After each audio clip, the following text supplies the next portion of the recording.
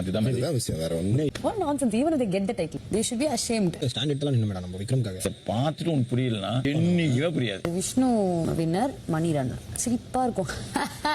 Big பாஸில் சரவண விக்ரமன் வந்து வெளியே போய் பிக் பாஸை பார்த்துட்டு வந்திருக்கான். வந்த பிறகு பார்த்தீங்கன்னா மாயா கூட சேர்ந்து திரும்பவும் அவன் போடுற ஆட்டம்லாம் பார்த்தோன்னா அவன் திருந்துறதுக்கே வாய்ப்பு இல்லை அப்படின்னு சொல்லி விஷ்ணு சொல்லிட்டு இருக்காப்புல.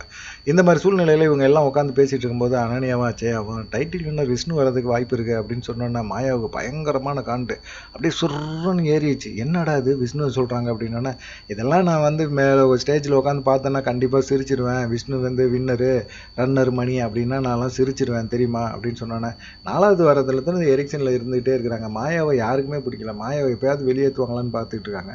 ஃபைனல் வரைக்கும் வந்ததே பிக் பாஸோட தயவு தான், கமலஹாசனோட தயவு தான். இப்போவும் பார்த்தீங்கன்னா கடைசி ஓட்டு லிஸ்டிங்கில் கடைசியில் இருந்துகிட்டு இருக்காங்க. இந்த மாதிரி சூழ்நிலை அவங்க டைட்டில் அடிக்கணும்னு கனவு கண்டுறது தப்பு அப்படிங்கிற மாதிரி தான் எல்லாருக்கும் சொல்கிறாங்க. பார்க்கலாம் என்ன நடக்கும் அப்படின்னு சொல்லிட்டு. பிக் பாஸ் எதை வேணாலும் பண்ணுவாங்க. கடைசியில் கமலஹாசனும் மாயாவுக்கு சப்போர்ட்டாக கப்பை தூக்கி கொடுத்தாலும் கொடுத்துருவார். பார்க்கலாம். நன்றி, வணக்கம்.